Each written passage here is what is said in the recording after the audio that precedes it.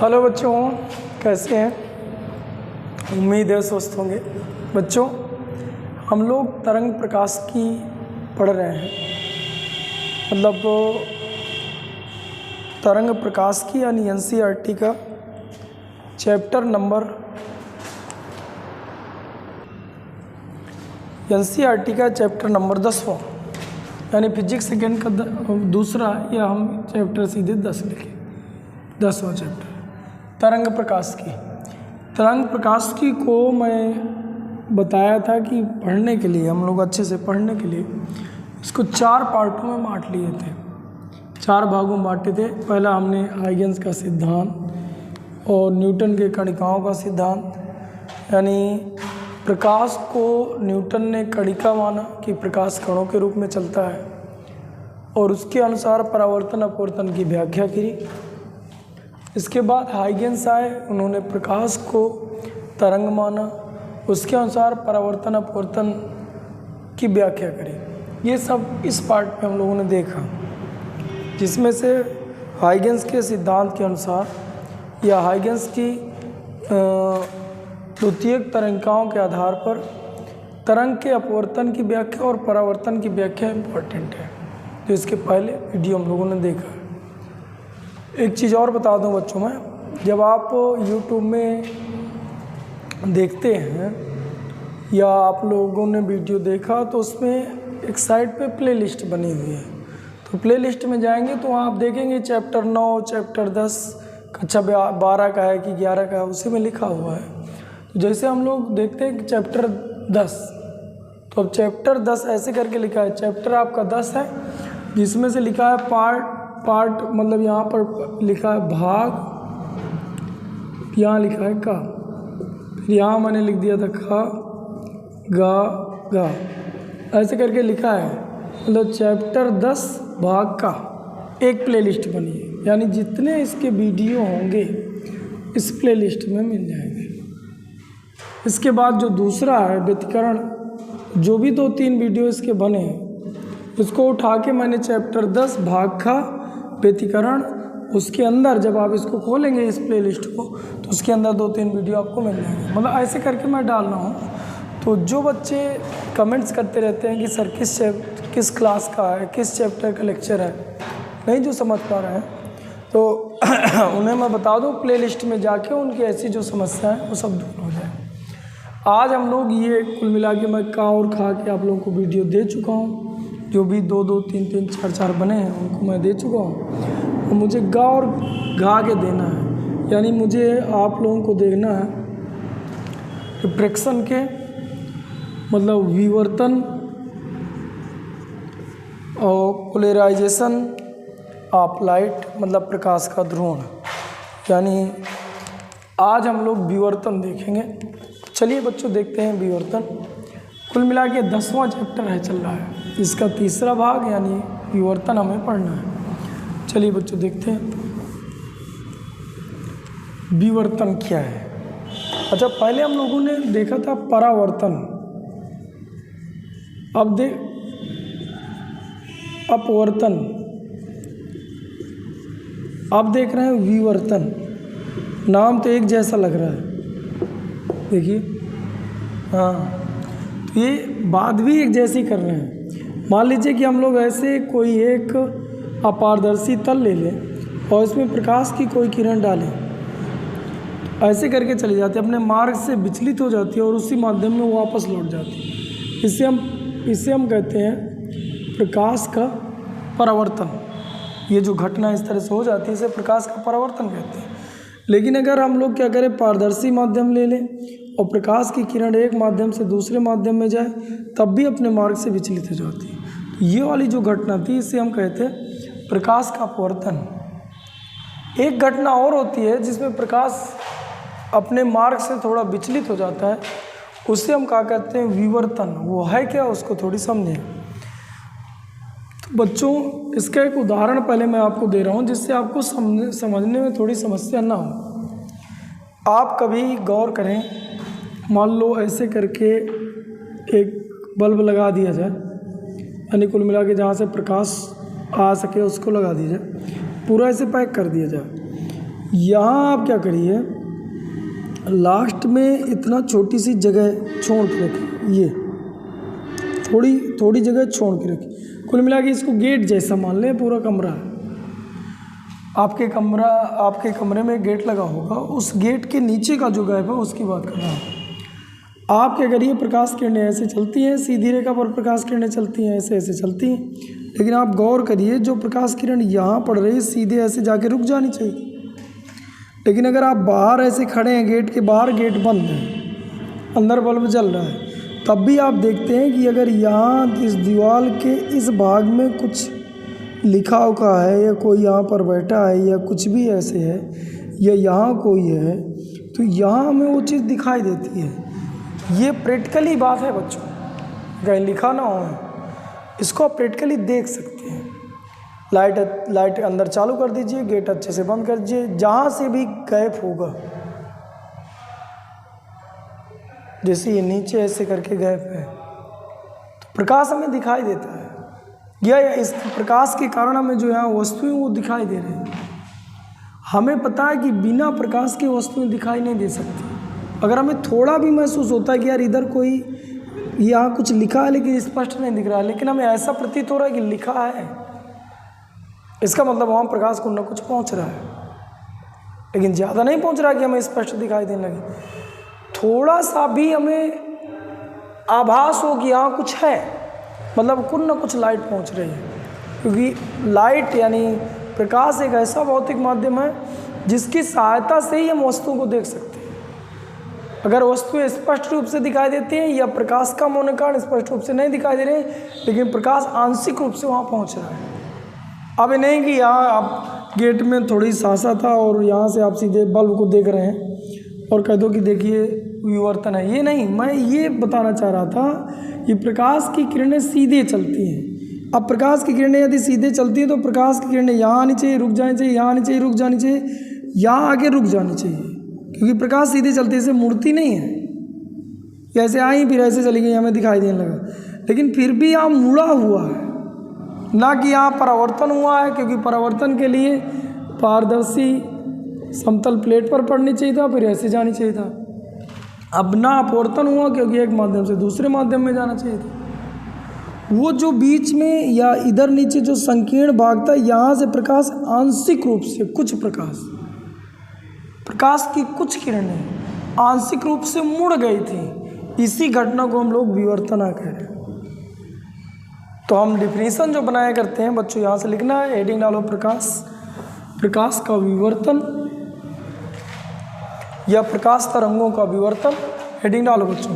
तो आप ये लिखिए, जब प्रकाश की कोई किरण किसी संकीर्ण छिद्र, ऐसे करके प्रकाश की किरणें पड़ रहे हैं, किसी संकीर्ण छिद्र से होकर गुजरती है तो आंशिक रूप से प्रकाश की किरणें मुड़ जाती हैं, या प्रकाश की कुछ किरणें आंशिक रूप से मुड़ जाती हैं। इस घटना को प्रकाश का विवर्तन कहते हैं, या प्रकाश तरंगों का विवर्तन कहते हैं। हाँ तो बेटा हेडिंग डाल लिए, लिखो बेटा विवर्तन, प्रकाश का विवर्तन। तो लिखिए, जब कोई प्रकाश की किरण किसी अवरोधक अथवा संकीर्ण छिद्र से होकर गुजरती है, किसी अवरोधक अथवा संकीर्ण छिद्र से होकर गुजरती है,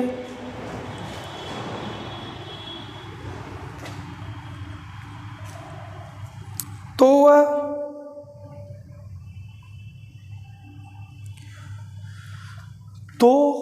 वह जब प्रकाश की किरण किसी अवरोधक अथवा संकीर्ण छिद्र से होकर गुजरती है तो वह अपने मार्ग से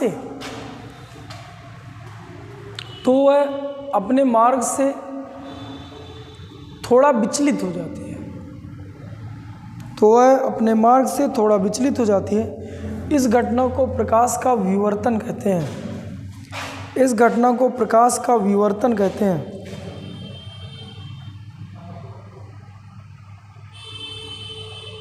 प्रकाश का विवर्तन कहते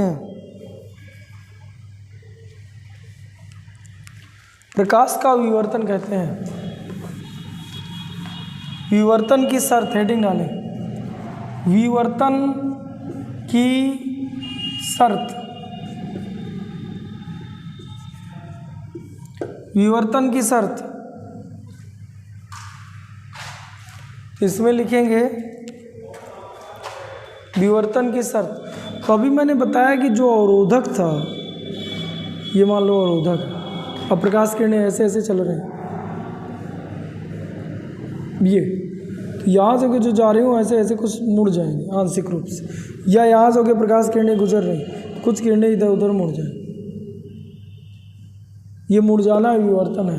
तो ये जो संकीर्ण छिद्र है अथवा ये जो अवरोधक है, इसका जो आकार है ये प्रकाश की तरंगदैर्घ्य की कोटि का होना चाहिए। आकार है प्रकाश की तरंगदैर्घ्य की कोटि का होना चाहिए, तरंगदैर्घ्य की कोटि का होना चाहिए, कोटि का होना चाहिए। तो लिख लो बेटा, विवर्तन के लिए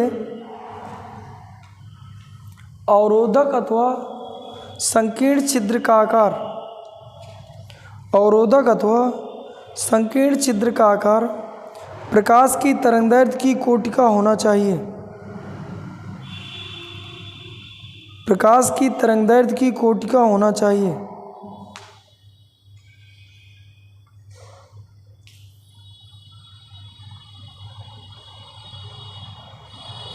प्रकाश की तरंगदैर्घ्य की कोटि का होना चाहिए।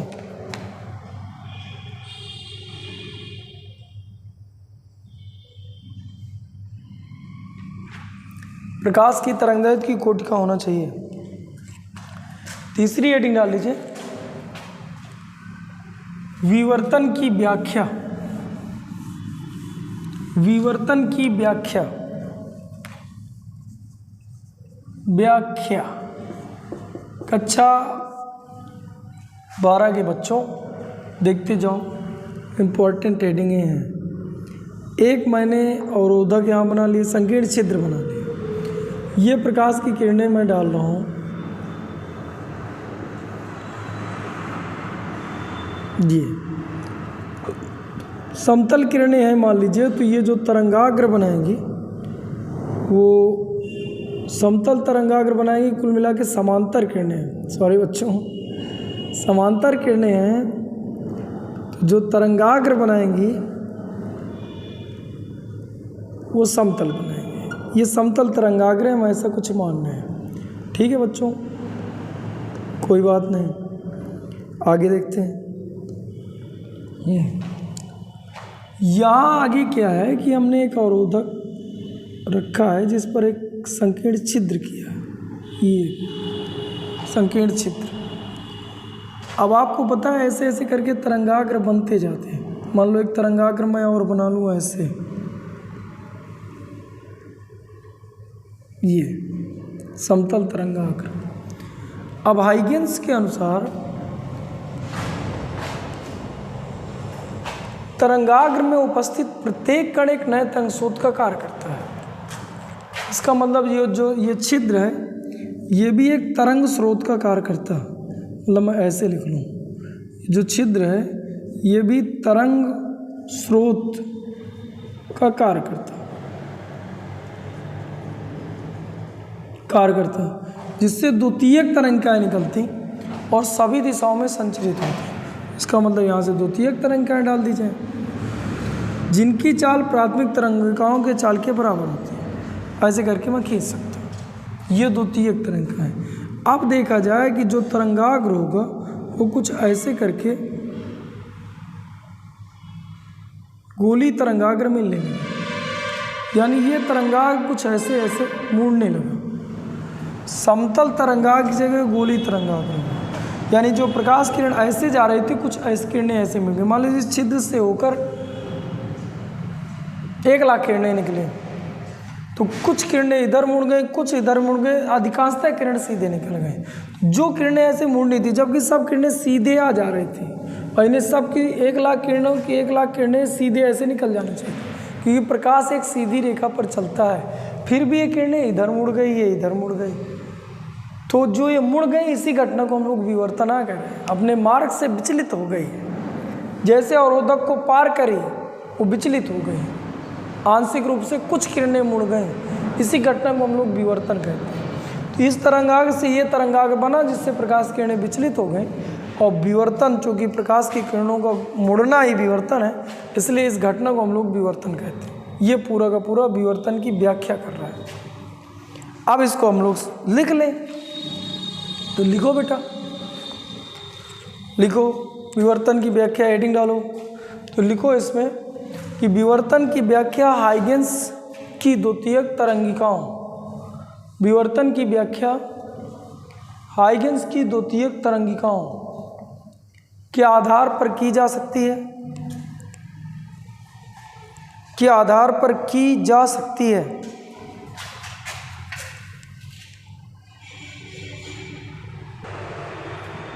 की जा सकती है। इसके लिए एक गत्ता, ये गत्ता रखा है, पर एक संकीर्ण छिद्र, बहुत पतला सा छिद्र किया गया है। इसके लिए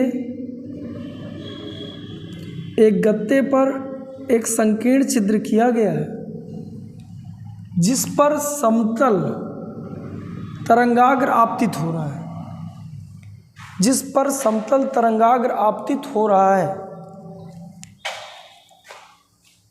और प्रकाश की अधिकांशतः किरणें परावर्तित हो जाती हैं, जैसे गई गत्ते से टकराकर परावर्तित हो गए। लेकिन वे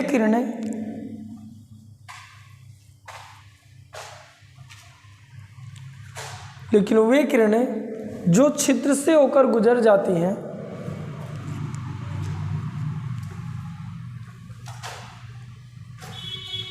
वे किरणें जो छिद्र से होकर गुजर जाती हैं,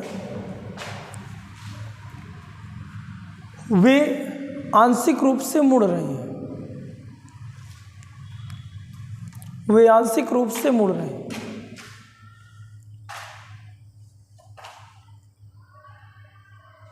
इसका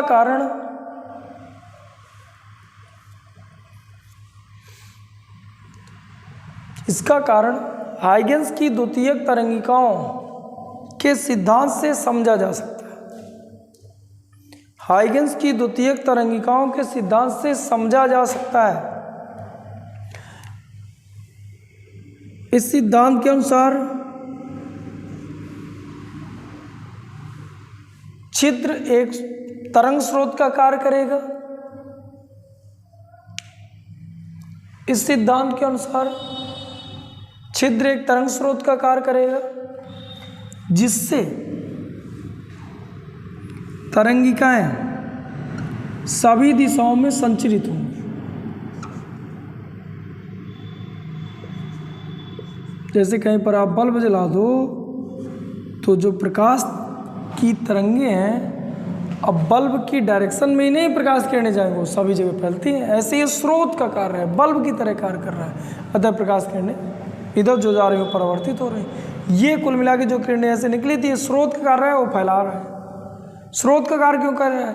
क्योंकि हाइगेंस ने अपनी द्वितीयक तरंगिकाओं के सिद्धांत के दूसरे नंबर पर बताया था कि तरंगाग्र में उपस्थित सभी कण एक नए तरंग स्रोत का कार्य करते हैं, और ये तरंगाग्र समतल तरंगाग्र मैंने बनाया है। तो ये जो बिंदु स्रोत है, ये भी एक नए तरंग स्रोत का कार्य कर रहा है। और जैसे इस स्रोत को ये तरंगिकाएं पार करेंगी, फैल जाएंगी, और फैलना ही विवर्तन है, मतलब फैल जाए, इसी घटना को विवर्तन कहते हैं। तो इसे हाइगेंस की द्वितीयक तरंगिकाओं के सिद्धांत से समझा जा सकता है। इस सिद्धांत के अनुसार स्रोत एक नए तरंग स्रोत का कार्य करता है, जिससे तरंगे सभी दिशाओं में संचरित होंगी। वह समतल तरंगाग्र गोली तरंगाग्र में परिवर्तित हो जाएगा। वह समतल तरंगाग्र गोली तरंगाग्र में परिवर्तित हो जाएगा। यही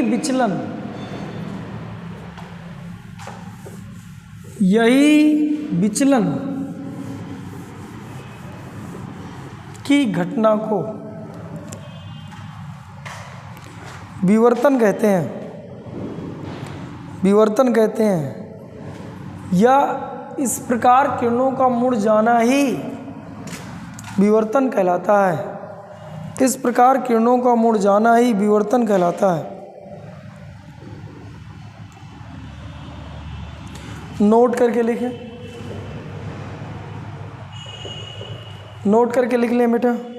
विवर्तन की घटना भी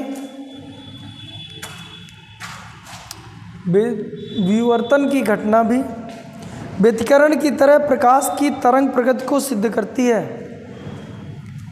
व्यतिकरण की तरह प्रकाश की तरंग प्रकृति को सिद्ध करती है। दूसरा नंबर बच्चों, विवर्तन की घटना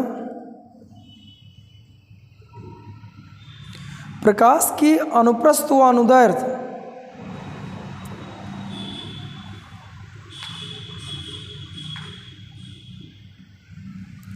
विवर्तन की घटना प्रकाश की अनुप्रस्थ व अनुदैर्ध्य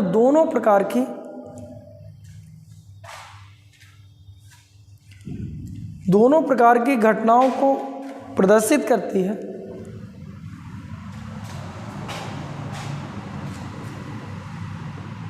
दोनों प्रकार की घटनाओं को प्रदर्शित करती है। अब मेरे कहने का मतलब ये है कि विवर्तन द्वारा हम ये नहीं बता सकते कि प्रकाश तरंग है, ये तो बता सकते हैं, लेकिन प्रकाश किस तरह का तरंग रूप है, अनुदैर्ध्य वाला कि अनुप्रस्थ वाला, ये डिसाइड नहीं होता। जबकि आगे हम अगला जो भाग पढ़ेंगे ध्रुवण, वहाँ पर सिद्ध होगा कि प्रकाश एक अनुप्रस्थ तरंग है। प्रकाश जो है वो अनुप्रस्थ तरंगों के रूप में होता है। आगे हम लोग सिद्ध करेंगे उसको। लेकिन विवर्तन की घटना ऐसे कोई कुछ नहीं बता रहा। विवर्तन घटना केवल ये बता रहा है कि प्रकाश एक तरंग है। चलिए ठीक है, तीसरा नोट लिखिए। लिखिए, अपारदर्शी अवरोधक या छिद्र द्वारा, अपारदर्शी अवरोधक अथवा छिद्र द्वारा लाल रंग के प्रकाश का विवर्तन, लाल रंग के प्रकाश का विवर्तन नीले रंग के प्रकाश की अपेक्षा, लाल रंग के प्रकाश का विवर्तन नीले रंग के प्रकाश के विवर्तन की अपेक्षा अधिक होता है, अधिक होता है।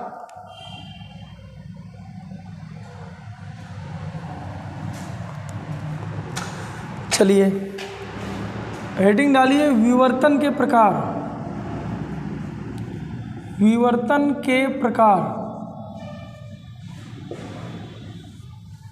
विवर्तन के प्रकार।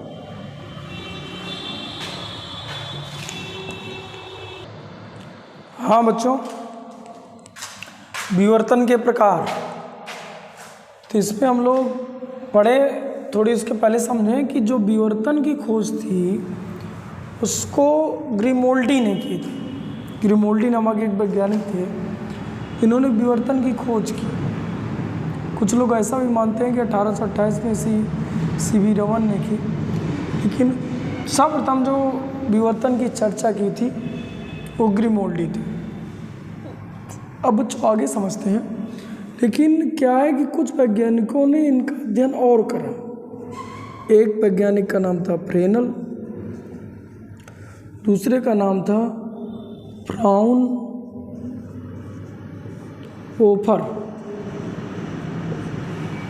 दूसरे का नाम था फ्राउनहोफर। कुछ किताबों में या कुछ जगह इसका एक नाम और लिखा मिलता है, फ्राउनहाकर, ऐसा लिखा मिलता है, फ्राउनहाकर,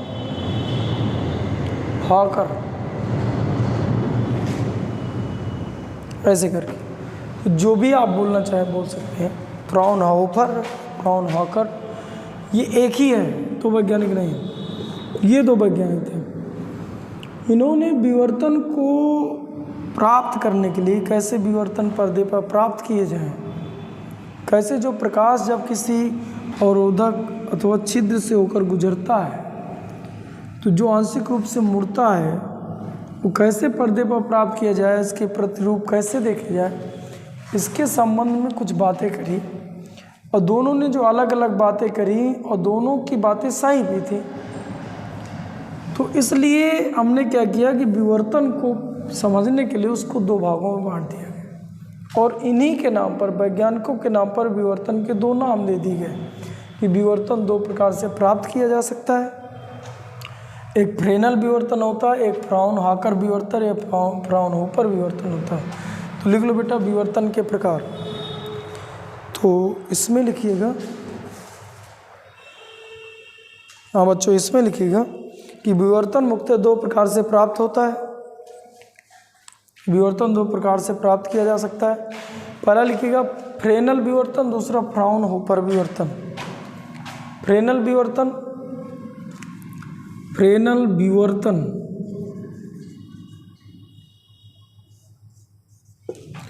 दूसरा लिख लीजिए फ्राउनहोफर विवर्तन। अब चलिए बच्चों इसमें थोड़ी चर्चा करें।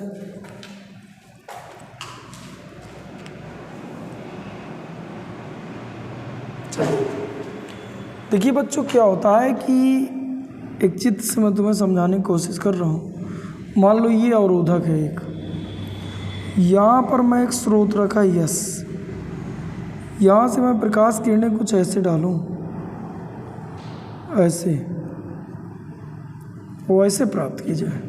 ये प्रकाश की किरणें चल रही, फिर यहाँ से कुछ आंशिक रूप से मुड़ता है, कुछ दूर चलने के बाद मुड़ा करता है। इसी दूरी को फ्रेनल ने सिद्ध किया था कि इसे फ्रेनल दूरी कहते हैं। जैसे ये मान लो अवरोधक है और ये प्रकाश की किरण इसको क्रॉस की, जस्ट क्रॉस की, जैसे क्रॉस की वैसे नहीं मुड़ जाता कि सीधे ऐसे मुड़ गए, ऐसे मुड़ता। तो यहाँ से यहाँ तक मुड़ा ही नहीं, यहाँ से यहाँ तक मुड़ा नहीं, इसके बाद मुड़ा ये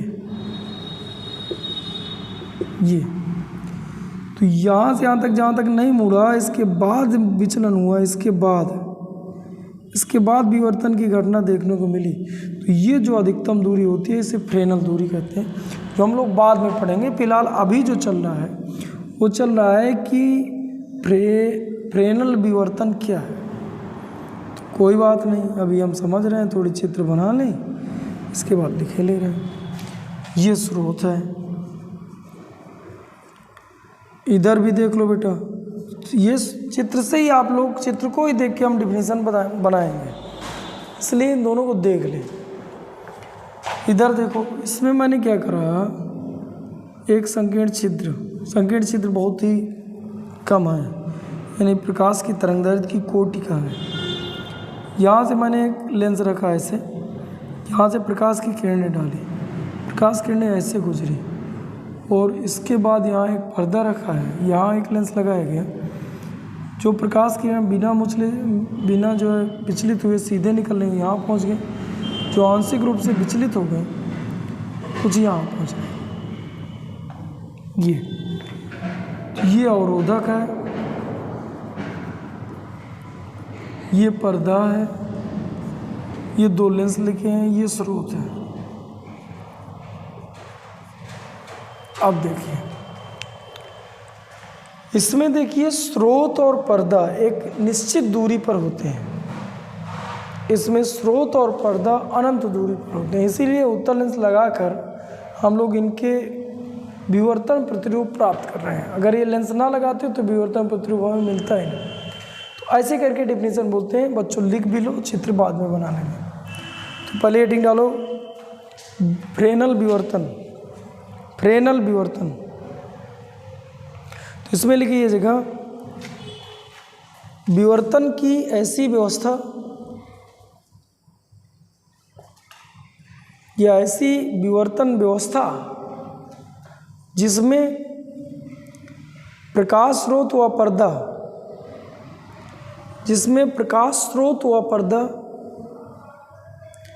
अवरोधक से सीमित दूरी पर होते हैं। चित्र से और देखते जाएं बच्चे। स्रोत और पर्दा एक निश्चित सीमित दूरी पर है, एक निश्चित दूरी पर है, जिसमें प्रकाश स्रोत एवं पर्दा अवरोधक से सीमित दूरी पर होते हैं। फ्रेनल विवर्तन कहलाता है। फ्रेनल विवर्तन कहलाता है, या आप ऐसे बोलें ऐसा विवर्तन जिसमें स्रोत और पर्दा एक निश्चित दूरी पर होते हैं तथा इनके बीच अवरोधक को रखकर बिना लेंसों की सहायता से, इनके बीच अवरोधक को रखकर बिना लेंसों की सहायता से विवर्तन प्राप्त किया जाता है, यानी पर्दे पर विवर्तन प्राप्त किया जाता है, फ्रेनल विवर्तन कहलाता है। स्रोत पर्दा निश्चित दूरी पर, बीच में अवरोधक रखिए, बिना लेंसों की सहायता से जो विवर्तन है पर्दे पर प्राप्त कीजिए, मतलब समझ जाओ फ्रेनल।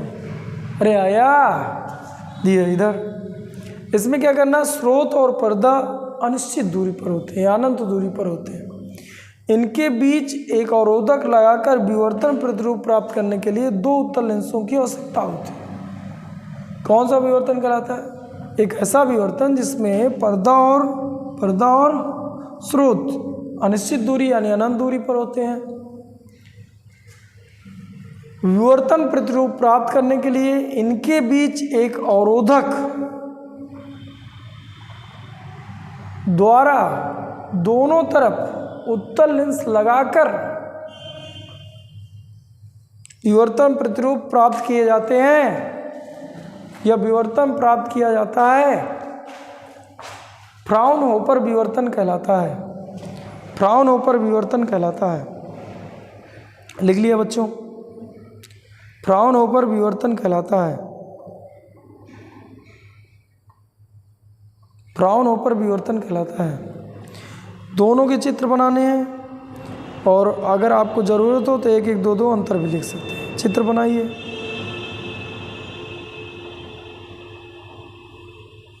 चित्र बनाओ अच्छे बच्चों। अच्छे बच्चे कैसे?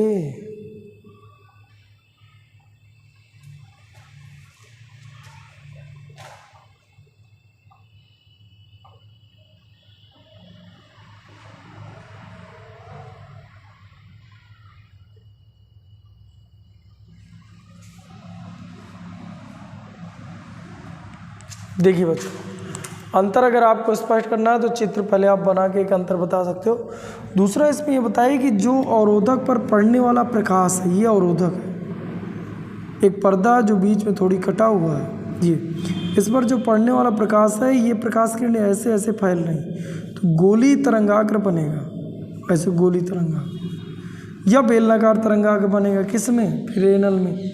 यानी आपतित प्रकाश का तरंगाग्र, ये आपतित प्रकाश इधर वाला, आपतित प्रकाश का तरंगाग्र बेलनाकार अथवा गोली होता है, पहली बात।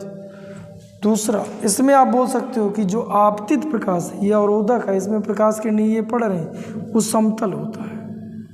तो इसमें जो होता है बेटा वो समतल होता है। दूसरा, इसमें आप बोल सकते हो स्रोत और पर्दे के बीच की दूरी निश्चित होती है, इसमें स्रोत और पर्दे के बीच की दूरी अनंत होती है। इसमें विवर्तन प्रतिरूप प्राप्त करने के लिए लेंसों की आवश्यकता नहीं होती, यहाँ पर होती है। मतलब जैसा इसमें देखो बना के बोल सकते हो। यहाँ निम्न, यहाँ पर उच्चिष्ट मिला, यहाँ उच्चिष्ट मिला, यानी यहाँ पर अब दीप्त और अदीप्त फ्रिंजें मिला करती हैं। वहाँ पर यहाँ अधिकांशतः प्रकाश पूरा का पूरा यहाँ चला जाता है, कुछ 2-4% जो बचा इधर उधर मुड़ जाता। तो मेन रूप से अगर इसमें और अगर हम लोग देखें तो दीप्त जो फ्रिंज होती है ये होती, फिर दोनों तरफ 2-3 रंगीन अदीप्त फ्रिंजें या कम तीव्रता वाली फ्रिंजें दिखाई देती हैं। यहाँ पर सभी दीप्त और अदीप्त जो हैं, जैसे 2 दीप्त है तो उनकी तीव्रता सेम है, 2, 3, 4 जो भी बन रहे हैं। यहाँ पर मान लो ये केंद्रीय दीप्त हो गई, फिर ये अदीप्त हो गई, ये इनकी तीव्रता निरंतर घटती जाती है। ये चीज़ें ऐसे करके हम बोल लेते हैं। तो चलिए ठीक है, स्पष्ट हो गया। आगे हम एक क्वेश्चन देखें, ठीक है बच्चों? एनसीईआरटी का क्वेश्चन है। हाँ बच्चों, एक क्वेश्चन है आपका 10.17 का, जिसमें से 1, 2, 3 क्वेश्चन इसमें पूछा है। अब कहाँ तक लिखा जाए आप लोग समझे थोड़ी। क्वेश्चन मैं पढ़ रहा हूँ, ये पहला वाला लिखा तो मैं यहीं से पढ़ दूँ। क्वेश्चन आपका ये है कि पढ़ो क्या लिखा है। सुदूर स्रोत से आने वाले प्रकाश के मार्ग में जब एक लघु वृत्ताकार वस्तु रखी जाती है वस्तु की छाया के मध्य एक प्रदीप्त बिंदु दिखाई देता है, क्यों? जैसे ऐसे करके प्रकाश किरणें आ रही हैं, दूर से आने वाली प्रकाश किरणें एक दूसरे के समांतर हमने ऐसे मान लिया। यहाँ पर मैंने क्या करूँ, एक ऐसे वृत्ताकार जो है लघु मतलब छोटी वृत्ताकार वस्तु रख दी जाए, ऐसे रखी है, तो इसकी छाया यहाँ कहीं ना कहीं बनेगी। वही मान लो ये छाया बनी, छाया का मध्य भाग बहुत दीप्त होता है, छाया के मध्य एक प्रदीप्त बिंदु दिखाई देता है, क्यों? अब देखिए जो प्रकाश किरणें यहाँ से होकर जाएंगी, इसको क्रॉस करेंगी, जहाँ इस कोने से होकर जाएंगी तो आंशिक रूप से मुड़ेंगी, कुछ किरणें मुड़ेंगी, सब नहीं, ऐसे ऐसे करके। तो यहाँ चूँकि अब यहाँ बीच में इतने से भाग पर नहीं पहुँची, ये प्रकाश की किरणें हैं जो यहाँ गई, यहाँ गई, यह आप मेरी बात समझें, यहाँ वाली किरणें ऐसे निकल गई, यहाँ निकल गई, यहाँ से जो किरणें थी वो रुक गई, परावर्तित हो गई, ये किरणें रुक गई। तो यहाँ पर एक छाया तो बनेगी, ये बात क्लियर है, लेकिन जो किनारे से जो किरणें गुजर रही हैं वो आंशिक रूप से मुड़ेंगे भी। तो यहाँ पर एक दीप्त, ये छाया है पूरी की पूरी, ये छाया है इसकी, लेकिन इसके सेंटर पर एक दीप्त बिंदु भी दिखाई देता है, क्यों? तो स्पष्ट हुआ, प्रकाश के विवर्तन के कारण। और प्रकाश का विवर्तन कैसे हुआ, मैं चित्र बना के समझाया। इधर से सब किरणें जा रही, ये वाली निकल जाएंगी, ये निकल जाएंगी, जो इस वस्तु के ऊपर पड़ेंगी परावर्तित हो जाएंगी, इधर लौट आएंगी, लेकिन जो किनारों से होकर जस्ट उसके ऊपर सिरे से होकर गुजरी होगी वो आंशिक रूप से मुड़ी होगी। तो यहाँ छाया बनेगा मतलब, लेकिन इसके जो सेंटर पर है वो एक थोड़ी दीप्त बिंदु भी दिखाई देगी। चलिए ठीक है, उम्मीद है समझ में आया होगा। फिर से दूसरा नंबर कह रहा है, दो विद्यार्थी एक 10 मीटर ऊंची कक्ष विभाजन दीवार द्वारा 7 मीटर के अंतराल पर बैठे हैं, 7 मीटर के अंतराल पर बैठे हैं। हाँ, तो ऐसे है, मैं इसको चित्र से थोड़ी और आपको बताऊं। क्वेश्चन ये था कि दो विद्यार्थी 10 मीटर ऊंची कक्ष विभाजक दीवार, मतलब यहाँ पर ये 10 मीटर ऊंची है, हाँ, एक दूसरे से 7 सेंटीमीटर के अंतर पर बैठे हैं।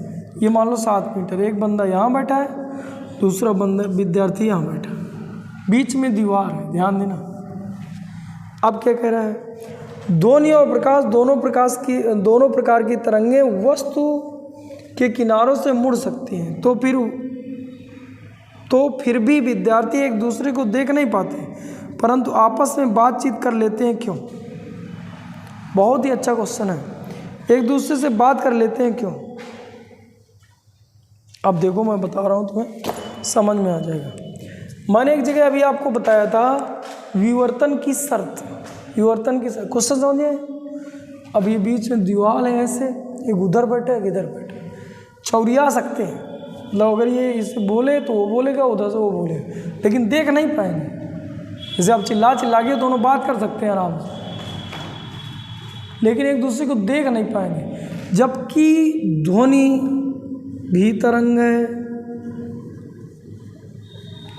प्रकाश भी तरंग है, और तरंगों में विवर्तन होता है, इसका मतलब दोनों में विवर्तन हुआ होगा। इसका मतलब जब ये बोला होगा भाई साहब, तो ये तरंगें ऐसे ऐसे फैली होंगी, ये तरंगें लौट आएंगी, जैसे गई वैसे लौट आए। लेकिन जो तरंग यहाँ से होकर जस्ट किनारे से होकर गई होगी, ये तरंगें ऐसे निकल गई, लेकिन जो यहाँ से होकर गई भाई साहब वो मुड़ गई, ऐसे मुड़ गई। यहाँ विवर्तन की क्रिया हुई ध्वनि में, भाई साहब ये सुन पा रहा है, ये और यहाँ से जो इस पास गई वो और ऐसे मुड़ी, जो और पास गई वो है ऐसे मुड़ी, जो यहाँ पर थी वो ऐसे कहा जाके मुड़ी, कुल मिला के इधर इसके पास ध्वनि पहुँची, ये सुना, फिर ये बोला तो ये सुना।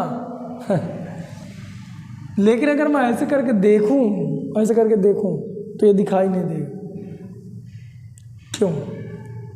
क्योंकि अगर मैं याद मान लीजिए यहाँ प्रकाश की तरंगें जा रही हैं, प्रकाश अभी तक ध्वनि जा रही थी, ध्वनि की तरंगें, अब प्रकाश की तरंगें चल रही, उसमें भी विवर्तन होता है, उसे भी मुड़ जाना चाहिए इधर दिखाई देने, लेकिन ऐसा नहीं होता।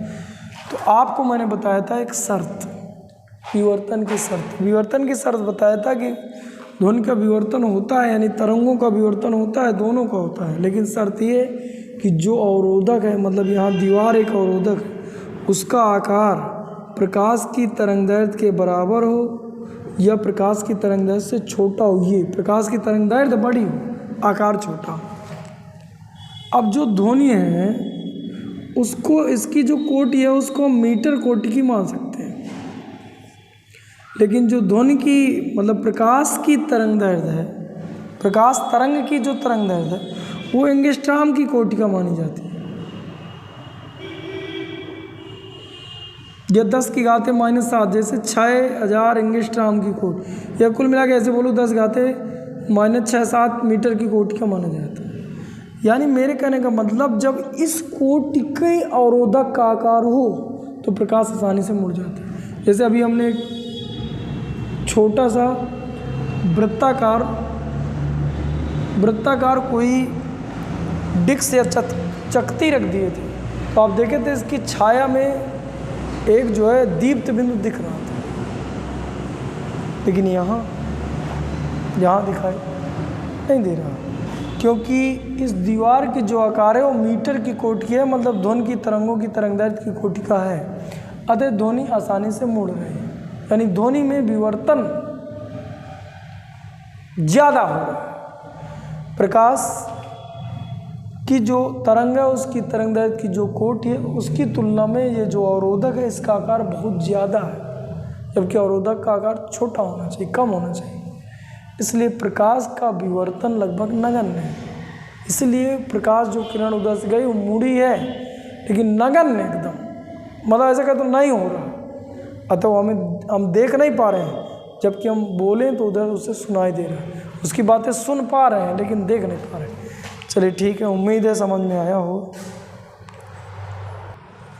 हाँ बच्चों, जो इसका तीसरा क्वेश्चन है 10.17, क्वेश्चन कह रहा है कि किरण प्रकाश की, क्वेश्चन समझिएगा कितना तार्किक क्वेश्चन है, मतलब क्वेश्चन पढ़ के ही मजा आ जाती है। क्वेश्चन देखो समझ के नहीं अच्छा लगा तुम्हें कह रहा है पढ़ना ही अच्छा नहीं लगता। चलिए ठीक, देखो इधर कह रहा है किरण प्रकाश की, इसके पहले 9वां चैप्टर किरण प्रकाश की था, वहाँ पर हम लोगों ने परावर्तन अपवर्तन मानव नेत्र प्रकाश के यंत्र भी पढ़े थे। जब प्रकाश की किरण की लेंस में ऐसे पड़ती थी तो फिर प्रकाशिक यंत्र का उपयोग करके हम सूक्ष्म या बहुत दूर रखी किसी वस्तु के प्रतिबिंब हम लोग देख पा रहे थे। वही तो क्या कह रहा है, किरण प्रकाशिकी में प्रकाश की सीधी रेखा में गति करने की संकल्पना है। कुल मिला के किरण प्रकाशिकी में हम लोगों ने माना है कि प्रकाश की जो किरण होती है वो सीधी रेखा पर चलती है। हाँ, आगे कह रहा है जबकि हाँ विवर्तन प्रभाव इस संकल्पना को नकारता है। विवर्तन कह रहा है कि ऐसा नहीं होता, विवर्तन में तो प्रकाश किरण ऑटोमेटिक मुड़ रहा है, कहाँ सीधा चल रहा है, जैसे इससे होकर गुजरा मुड़ गया, तो विवर्तन ये विवर्तन है। विवर्तन ये वाली संकल्पना को नकारता है, मतलब सही नहीं मानता। ठीक है, मान लिया। अब आगे क्या कह रहा है, तथापि किरण प्रकाशिकी की संकल्पना प्रकाशिक यंत्रों में प्रतिबिंबों की स्थिति तथा उनके दूसरे अनेक गुणों को समझने के लिए समानता उपयोग में लाई जाती है। मतलब जितना भी हम प्रकाशिक यंत्र में पढ़े हैं, खगोलीय दूरदर्शी, सरल सूक्ष्मदर्शी, संयुक्त सूक्ष्मदर्शी, उसमें छोटी छोटी वस्तुओं के प्रतिबिंब देखने के लिए सूक्ष्मदर्शी यूज किए गए हैं, या खगोलीय दूरदर्शी यानी खगोलीय पिंडों को देखने के लिए यूज की गई हैं। उन सभी को समझने के लिए किरण प्रकाश की यूज में लाई गई है। ये वाले, ये मुड़ना उड़ना अभी हमने गौर ही नहीं करा था, वहाँ तो सीधे प्रकाश किरण सीधी किरण डालते थे, इसकी कोई बात ही नहीं थी।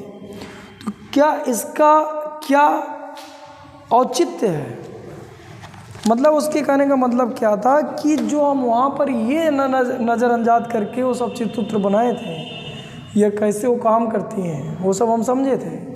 तो क्या ये विवर्तन अगर हम लोग ध्यान दें, विवर्तन को भी इसके साथ जोड़ दें, तो क्या वो वहाँ जो हम लोग पढ़े लिखे वो सब गलत था, उसके कहने का मतलब ये औचित्य क्या है। तो बेटा हम जो वहाँ पर पढ़े या मैंने जो पढ़ाया, कुल मिला के किरण प्रकाशिकी में जो भी हम लोगों ने पढ़ा वो बिल्कुल गलत नहीं है, क्योंकि विवर्तन की एक शर्त भी तो है। विवर्तन की शर्त ये है कि विवर्तन तभी संभव है जब अवरोधक अथवा छिद्र का आकार प्रकाश की तरंगदैर्घ्य की कोटि का हो।